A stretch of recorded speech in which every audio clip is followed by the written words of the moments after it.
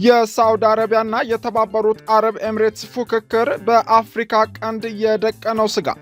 ሰላም ጤና ይስጥልን የተወደዳችሁ የኢትዮጵያ ሪፖርተር ዩቲዩብ ቻናል ቤተሰቦች፣ ወቅታዊና ትኩስ መረጃዎች በፍጥነት እንዲደርሷችሁ የኢትዮጵያ ሪፖርተር ዩቲዩብ ቻናልን ላይክ፣ ሰብስክራይብ እና ሼር እያደረጋችሁ ቤተሰብ እንድትሆኑ እያስታወስን የሰዓቱን ትንታኔ ይዘን ቀርበናል። አብራችሁን ቆዩ። የሳውዲ አረቢያና የተባበሩት አረብ ኤምሬትስ ፉክክር በአፍሪካ ቀንድ የደቀነው ስጋት። 3 ዓመት እያገባደደ የሚገኘው የሱዳን የእርስ በርስ ጦርነት አሳዛኝ የሰብአዊና ቁሳዊ ውድመት እንዳስከተለ መቀጠሉን በርካታ ሪፖርቶች እየገለጹ ነው። አንዳንዶች ከ150 ሺህ በላይ ቢሉትም ሌሎች ደግሞ ከ400 ሺህ ያላነሱ ሰዎችን ሕይወት ጦርነቱ ሰለባ ማድረጉን እየገለጹ ነው።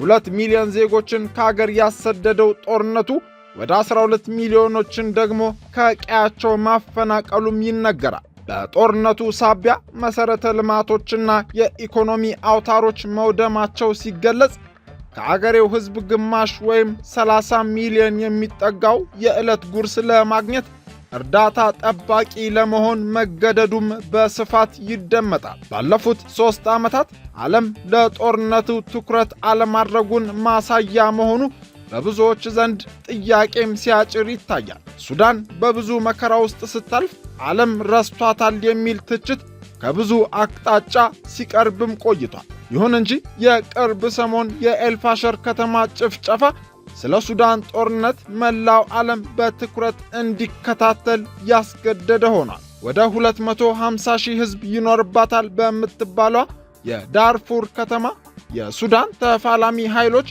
ለቀናት የዘለቀ ደም አፋሳሽ ውጊያ ካደረጉ በኋላ የሱዳን ፈጥኖ ደራሽ ኃይል የሱዳን ጦር ኃይልን አሸንፎ ከተማዋን በተቆጣጠረበት ወቅት ተፈጸመ የተባለው የዜጎች ጭፍጨፋ መላው ዓለምን አስደንግጧል። የዳርፉር ዘር ጭፍጨፋ በሱዳን ዳግም እየተከሰተ ነው የሚለው የብዙዎችን ትኩረት የሳበ አጀንዳና አርዕስትም ሆኖ ሰንብቷል። ይህ ጉዳይ ከመገናኛ ብዙሃን ወሬነት ሳይደበዝዝ በአሜሪካ ጉብኝት ያደረጉት የሳውዲ አረቢያው አልጋ ወራሽ መሐመድ ቢን ሰልማን በነጩ ቤተ መንግሥት በተስተናገደው የሳውዲ አሜሪካ የጋራ ኢንቨስትመንት ስብሰባ የሱዳንን ጦርነት እንዲያሸማግሉ ትራምፕን ጠይቀዋል። እንደምታውቁት እኔ ከዚህ ቀደም 8 ጦርነቶችን አስቆሚያለሁ። ሱዳን እጅግ አሰቃቂ ደም መፋሰስ እየተካሄደባት ነው። የሱዳንን ጉዳይ በግሌ በአጀንዳነት ባልይዘውም፣ ነገር ግን ወዳጄ መሐመድ ቢን ሰልማን ጉዳዩ ለእኛ ወሳኝ ነው ብሎ እንዳሸማግል ጠይቆኛል። ስለሆነም የሱዳንን ችግር ለመፍታት እገዛ አደርጋለሁ በማለትም በዚያው መድረክ የተናገሩት ፕሬዝዳንት ዶናልድ ትራምፕ የሱዳንን ጉዳይ እልባት ለመስጠት መወሰናቸውን አስታውቀው ነበር። ይህን ተከትሎ የአሜሪካ ጥረት ይሳካ ይሆን ወይ የሚለው ደግሞ ብዙ ጥያቄ እየቀረበበት ይገኛል። ስማቸው እንዳይጠቀስ የፈለጉ አንድ የአዲስ አበባ ዩኒቨርሲቲ የፖለቲካ ሳይንስና የዓለም አቀፍ ግንኙነት ምሁር ሀያላን ሀገሮች ዋና ትኩረታቸው ቀጠናዊ መረጋጋት የሚፈጥር ኃይል ማግኘት እንደሆነ ይናገራል። እነ አሜሪካ፣ ሩሲያ፣ ቻይናና አውሮፓዎች በቀይ ባህርም ሆነ በአፍሪካ ቀንድ ወዳጃቸው የሆነ አካባቢያዊ ኃይል እንዲቀመጥ ይፈልጋሉ። ለዚህ ደግሞ ሳውዲንም ሆነ የተባበሩት አረብ ኤምሬትስ እንደ አጋሮቻቸው ስለሚያዩ በቀንዱ የተለየ ለውጥ እንዲደረግ የማስገደድ ሥራ አይሰሩም በማለትም ገልጸዋል። ትራምፕ ለሱዳን መፍትሔ ለማፈላለግ የምርም ከፈለጉ ነጩ ቤተ መንግሥት በደመቀ ድግስ ያስተናገዷቸውንና F-35 ተዋጊ ጀት የሸጡላቸውን የሳውዲው ልዑል መሐመድ ቢን ሰልማንን ከመገሰጽ ለምን አይጀምሩም የሚል ጥያቄም በአንድ ወገን ሲቀርብ ይሰማል። የሱዳን ጦርነት በራሳቸው በሱዳን ዜጎች መጨካከን የመጣ ብቻ ሳይሆን እንደ ሳውዲና አረብ ኤምሬትስ ያሉ የፋርስ ባሕረ ሰላጤው አረብ አገሮች በገጠሙት የጂኦፖለቲካ ግብ መሆኑ ጭምር እየታወቀ ትራምፕ እነዚህን አገሮች አደብ ሳያስገዙ ለሱዳን እልቂት እንዴት መፍትሔ ያመጣሉ የሚለው ብዙ ትንተና እየተሰጠበት ይገኛል። ያም ቢሆን ግን የትራምፕን እቅድ በሳውዲ ይደገፋል የሚባለው የሱዳን ጦር ምክር ቤት እንደሚደግፈው ማስታወቁን የፍራንስ 24 ዘገባ አመላክቷል። የአዲስ አበባ ዩኒቨርሲቲ ምሁሩ እንደሚናገሩት ደግሞ ሳውዲም ሆነ የተባበሩት አረብ ኤምሬትስ ቀጠናዊ ኃይል ለመሆን እርስ በርስ ፉክክር ቢኖራቸውም ከዓለም ሀያላን ጋር ያላቸው አጋርነት ግን ተቀራራቢነት ያለው ነው።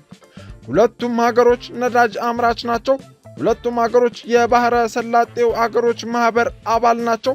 ሁለቱም ሀገራት በቀይ ባህርና በኤደን ባህረ ሰላጤ ቀጠና ተጽዕኖ ለማሳደር ይፈልጋሉ። አንዱ የከረረ ሌላው ለዘብ ያለ ካልሆነ በስተቀር የሃይማኖት ፖለቲካ አቋማቸውም ፍጹም የተራራቀ አይደለም። ሁለቱም ከምዕራባውያኑ ብቻ ሳይሆን ከምስራቁ ዓለም ልዕለ ሀያላን ጋር እኩል የጠነከረ ግንኙነትም አላቸው። ከአሜሪካ F-35 ጀት እንደሚገዙት ሁሉ ሁለቱም ወታደራዊ ቁሳቁስ የመሸመት አቅማቸው ከፍተኛ በመሆኑ ከሩሲያ ደግሞ ሱ የተባሉ ጀቶችንም ሲገዙ ይታያል። ለአውሮፓውያንም ሆነ ለቻይና ገበያ የነዳጅ ምርቶች ዋና ሻጭ በመሆናቸውም ይመሳሰላሉ። በአፍሪካ ቀንድና በቀይ ባህር እንደ ኢራን ያሉ አገሮችን ተጽዕኖ እንዳያሳርፉ ሲከላከሉም ተመሳሳይ ናቸው። ከዚያ በተጨማሪም የኳታርና የቱርኬን መስፋፋትም በመቋቋም አስተዋጽኦ አድርገዋል። በዚህ የተነሳ በሱዳን አሁን በፈጠሩት የእርስ በርስ ቀውስ እያረፈባቸው ያለው ጫና ያን ያህል ነው በማለት ምሁሩ ገልጸዋል። ምሁሩ እንደሚናገሩት በአፍሪካ ቀንድና በቀይ ባህር ከነዚህ ቀጠናዊ ጉልበተኞች ውጪ ማንም መጥቶ ተጽዕኖ እንዲያሳርፍ የዓለም ሀያላን ፍላጎት የላቸው። የሱዳን ጦርነት በዋናነት የሳውዲ አረቢያና የአረብ ኤምሬትስ የእጅ አዙር ጦርነት ነው ይባላል። ይሁን እንጂ በሱዳን ግጭት እጁን የከተተውና የተነካካው ኃይል ከቅርብም ከሩቅም ብዙ መሆኑን የሚጠቅሱ ወገኖች ጉዳዩን ለመፍታት ይህንኑ መረዳት ይጠይቃል ይላሉ። ፒፕልስ ዲስፓች የተባለው የጥናት ተቋም የሱዳንን ጦርነት በ5 መሰረታዊ ነጥቦች ይመለከተዋል። ወርቅ፣ ግብርና፣ ወደብ፣ ፋይናንስ እንዲሁም የእጅ አዙር ጦርነት መሆናቸውንም ይዘረዝራል። የአረብ አገሮች ብቻ ሳይሆኑ እንደ ሩሲያ ያሉ አገሮች ጭምር ከሱዳን ተቀናቃኝ ኃይሎች ጋር ተባብረው በሱዳን ወርቅ ማዕድን ንግድ ውስጥ መዘፈቃቸውንም ሪፖርቱ ይጠቅሳል። የአረብ አገሮች ሰፊ የሚታረስ መሬት ያላት ሱዳንን የዳቦ ቅርጫት አድርገው እንደሚመለከቷትና በእርሻ ኢንቨስትመንት የመሰማራት ፉክክር ሲያደርጉ መቆየታቸውንም ይተርካል።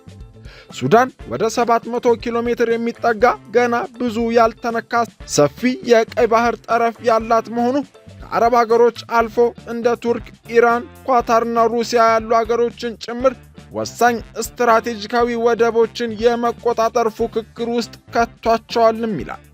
በሌላ በኩል እንደ አረብ ኤምሬትስና እንደ ኳታር የመሳሰሉ አገሮች የሱዳንን የፋይናንስ ስርዓት በቁጥጥር ስር የማዋል ፍላጎት እንዳላቸውም ነው የሚናገረው። በመጨረሻም ሃይማኖታዊ ርዕዮተ ዓለም ያለው ጭምር ቀጠናዊ የበላይነት የመጨበጥ ፉክክር ሰለባ ሱዳን እንደሆነች የጠቀሰው ጥናቱ በተለይ የአረብ ኤምሬትስና የሳውዲ ሽኩቻ ከባድ እንደሆነ ያመለክታል። የእንግሊዙ ዘ ኦብዘርቨር ጋዜጣ የአረብ ኤምሬትስ ኩባንያዎች እንደ አውሮፓውያን አቆጣጠር ከ2019 እስከ 2023 ባሉት ዓመታት ብቻ በአፍሪካ $110 ቢሊዮን ኢንቨስት ማድረጋቸውን ይጠቅሳል። እንደ አውሮፓውያን አቆጣጠር በ2022 ሱዳን በቀይ ባህር ለአረብ ኤምሬትስ የባህር በር አኮናትራ፣ ሆኖም በ2024 ግን ፈጥኖ ደራሽ ኃይሉን ትደግፋለች በሚል የሱዳን መንግሥት ውሉን ሰርዞታል። ቀይ ባህርን ከሱዳን ጋር የምትጋራው ሳዑዲ አረቢያ ማንም በዚያ አካባቢ እንዲስፋፋ አለመፈለጓ ለአረብ ኤምሬትስ ከዚያ መባረር ምክንያት መሆኑም ይነገራል።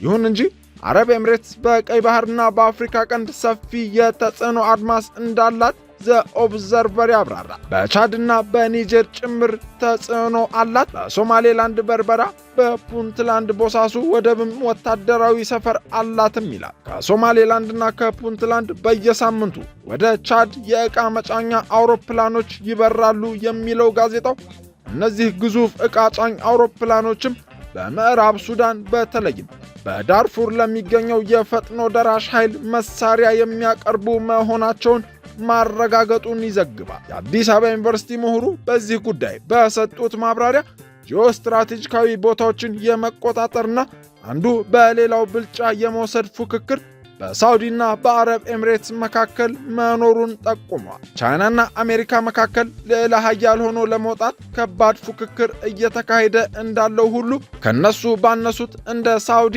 አረብ ኤምሬትስ፣ ቱርኪ፣ እስራኤል በመሳሰሉ አገሮች መካከልም እንዲሁ አይነት በልጦ የመውጣት ፉክክር መኖሩ የሚጠበቅ እንደሆነም ያስረዳሉ። የአዲስ አበባ ዩኒቨርሲቲው ምሁር እንደሚሉት አረብ ኤምሬትስ እና ሳውዲ አረቢያ በአፍሪካ ቀንድ የፈጠሩት ግብግብ ነዳጅ ቢያልቅ ኢኮኖሚያቸው ዘርፈ ብዙ ለማድረግ ባላቸው ግብ ብቻ እንዳልሆነ ነው። የአሜሪካ ዎል ስትሪት ጆርናል እንደ አውሮፓውያን አቆጣጠር በ2023 ሐምሌ ባሰራጨው ዘገባ የሳውዲ አረቢያና የተባበሩት አረብ ኤምሬትስ ውዝግብ በሰፊው ታትቷል።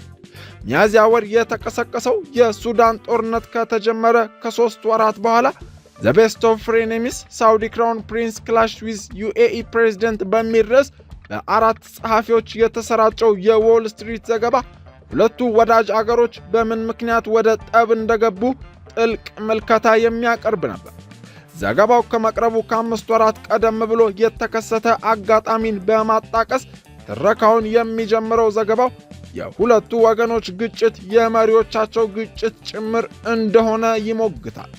በዲሴምበር ወር የሳውዲው መሪ ልዑል አልጋ ወራሽ መሐመድ ቢን ሰልማን በሪያድ የአገር ውስጥ ጋዜጠኞችን አስጠርተው በይፋ የማይዘገብ ማብራሪያን ሰጥተዋል። ልዑሉ የተባበሩት አረብ ኤምሬትስ ከጀርባችን ወግታናለች በማለት ሳውዲ በወዳጅ መካዷንም ጠቅሰዋል። ከዚያ ቀደም ብሎ የሳውዲና የአረብ ኤምሬትስ መንግስታት በተለይም የየመን ጦርነትን በተመለከተ ባላቸው ፖሊሲ መለያየት፣ የዓለም ነዳጅ ገበያን በተመለከተ ባላቸው ፍላጎት ልዩነት እንዲሁም ከኢራን ጋር ያላቸውን ግንኙነት በተመለከተ የፈጠሩት አለመግባባት በመካከላቸው መቃቃር ተፈጥሮ እንደነበረም ዘገባው ይጠቅሳል። መሐመድ ቢን ሰልማን አረብ ኤምሬትስ ከጀርባችን ወግታናለች ወይም ክዳናለች ሲሉ ይህንኑ አለመግባባት የጠቆመ ነበር ሲልም ዘገባው አክሏል። አሁን 40 የደፈኑትና ያን ጊዜ የ37 ዓመት ጎልማሳ የነበሩት ልዑሉ አስከትሎም አሳያቸዋለሁ፣ ምን ማድረግ እንደምንችልም አሳያለሁ፣ በኳታር ላይ ካደረግኩት በላይ ቅጣት ነው የሚጠብቃቸው ብለው በወቅቱ ሲዝቱ እንደተደመጡ የዎል ስትሪት ዘገባ ይጠቅሳል። አሁን 64 ያን ጊዜ የ62 ዓመት ሰው የነበሩት የተባበሩት አረብ ኤምሬትስ ፕሬዝዳንት መሐመድ ቢን ዛይድ ለሳውዲው ልዑል አልጋ ወራሽ መሐመድ ቢን ሰልማን የፖለቲካ መምህር እንደነበሩ ዘገባው ይጠቁማል። እየመከሩና ልምዳቸውን እያስተማሩ ካሳደጓቸውና መሪ ከሆኑ በኋላም ጓደኛ ካደረጓቸው ከልዑሉ ጋር ከተኮራረፉ 6 ወራት እንደተቆጠረም ዘገባው ያስታውሳል። ሁለቱ ሰዎች በየመን ጦርነትና በኳታር ማዕቀብ ብቻ ሳይሆን ኢራንን በማግለል ፖሊሲም ሲተባበሩና በብዙ ጉዳዮች ሲደጋገፉ መቆየታቸውን በመጠቆም በሂደት ግን በብዙ ጉዳዮች መኮራረፋቸውን ጠቅሷል። የሳውዲው ልዑል ለሰበሰቧቸው ጋዜጠኞች አገራቸው የምትፈልጋቸውን ቅድመ ሁኔታዎች በተመለከተ ዝርዝር አዘጋጅታ ለተባበሩት አረብ ኤምሬትስ መላኳን የጠቀሰው ዘገባው የአረብ ኤምሬትሱ ፕሬዝዳንት በበኩላቸው ነገሮችን ብታረግቡ ይሻላል የሚል መልእክት ለሳውዲ መስደዳቸው ተመላክቷል። ለሪፖርተር ሐሳባቸውን ያጋሩት የፖለቲካ ሳይንስ ምሁሩ እንደሚገልጹት የሳውዲና የአረብ ኤምሬትስ ፉክክር በብዙ መንገድ ሊታይ የሚገባውና የዘመናችን ውስብስብ የጂኦፖለቲካ ሽኩቻ አካል ነው። እንደ አውሮፓውያን አቆጣጠር በሚያዝያ 2023 የሱዳን ጦርነት ሲፈነዳ የሳውዲና የአረብ ኤምሬትስ ውጥረት የከረረ መሆኑን ዓለም በይፋ መመልከት እንደጀመረ የተለያዩ መረጃዎች ይጠቁማሉ። ታላል መሐመድ በፎሬን ፖሊሲ መጽሔት ሃው ሱዳን ቢካም ኤ ሳውዲ ዩኤኢ ፕሮክሲ ዋር በሚል ርዕስ እንደ አውሮፓውያን አቆጣጠር በ2023 ያቀረበው ዘገባ ሱዳን የሳውዲና የአረብ ኤምሬትስ የእጅ አዙር ጦርነት መድረክ እንዴት እንደሆነች በሰፊው ያጠያይቃል። ገና የሱዳን ጦርነት በጀመረ በ3ኛ ወሩ የወጣው ይህ ዘገባ ከሱዳን ተቀናቃኝ የጦር አበጋዞች ጀርባ የተሰለፉት ሳውዲና አረብ ኤምሬትስ እርስ በርስ ያላቸው ባላንጣነት ከየት እንደሚጀምርም ይተነትናል። ሳውዲዎች ለምን ከሱዳን ጦር አዛዥ ከጀነራል አብዱልፈታህ አልቡርሃን ጎን እንደቆሙ፣ አረብ ኤምሬትስ ደግሞ ከተቀናቃኛቸው ከሱዳን ፈጥኖ ደራሽ ኃይል አዛዥ ጀነራል መሐመድ ሐምዳን ዳጋሎ ጎን እንዴት እንደቆሙ ታላል በርካታ ማስረጃዎችን ያቀርባል። ሳውዲና አረብ ኤምሬትስ የባህረ ሰላጤው አገሮች ትብብር ምክር ቤት አባል ቢሆኑም በቀጠናቸው ሁሌም በልጦ ለመገኘት ሲፎካከሩ መኖራቸው ይገለጻል። ከአቪዬሽን ኢንዱስትሪ ጀምሮ በመሰረተ ልማት፣ በከተማ ውበት፣ በንግድ መዲናነት፣ በስፖርትና በሌሎች መስኮችም በቀጠናውም ሆነ በዓለም አቀፍ መድረክ ብልጫ ለመውሰድ ሲወዳደሩም ኖረዋል። እንደ አውሮፓውያን አቆጣጠር በ2009 የገልፍ አገሮች ምክር ቤት ማዕከላዊ ባንክ ለመፍጠር እቅድን አቅርበዋል። ሳውዲ፣ አረብ ኤምሬትስ፣ ኳታር፣ ኦማን፣ ባህሬንና ኩዌት አባል የሆኑበት ማኅበሩ የበለጠ የተሳሰረ ጠንካራ ኢኮኖሚ በአገሮቹ እንዲገነባ ያስችላል ያለውን የጋራ ባንክ ለመመስረት ነበር ያቀደው። አገሮቹ የጋራ የሆነ መገበያያ ገንዘብ እንዲኖራቸውም የእቅዱ አካል ነበር። ምክር ቤቱ በዚህ ሁሉ እቅድ ተስማምቶ የባንኩ መቀመጫም የተባበሩት አረብ ኤምሬትስ እንድትሆን ተስማምቷል። በስተመጨረሻ ግን ባልታወቀና ምክንያትም ባልቀረበበት መንገድ ሳውዲ ከዚህ እቅድ ራሷን ማግለሏ ታውቋል። ይመሰረታል የተባለው የጋራ ባንክም ሆነ ይሰራበታል የተባለው የጋራ መገበያያ አጀንዳ በዚህ የተነሳ ያለ ስምምነት ውሃ በልቶትም ቀርቷል። ይህ አጋጣሚ ግን ከዚያ ወዲህ በሳውዲና በአረብ ኤምሬትስ መካከል ቁርሾ ፈጠረ በማለትም ዘጋቢው የመጀመሪያውን የሳውዲና የአረብ ኤምሬትስ ግብግብ መነሻ አብራርቶበታል። የተወደዳችሁ የኢትዮጵያ ሪፖርተር ዩቲዩብ ቻናል ተከታታዮች ወቅታዊና ትኩስ መረጃዎች በፍጥነት እንዲደርሷችሁ የኢትዮጵያ ሪፖርተር ዩቲዩብ ቻናልን ላይክ፣ ሰብስክራይብ እና ሼር እንድታደርጉ እያስታወስን የሰዓቱን ትንታኔ የሳውዲ አረቢያና የተባበሩት አረብ ኤምሬትስ ፉክክር በአፍሪካ ቀንድ ቀጠና የሚለውን የተመለከተ ትንታኔ አቅርበናል። መልካም ጊዜ።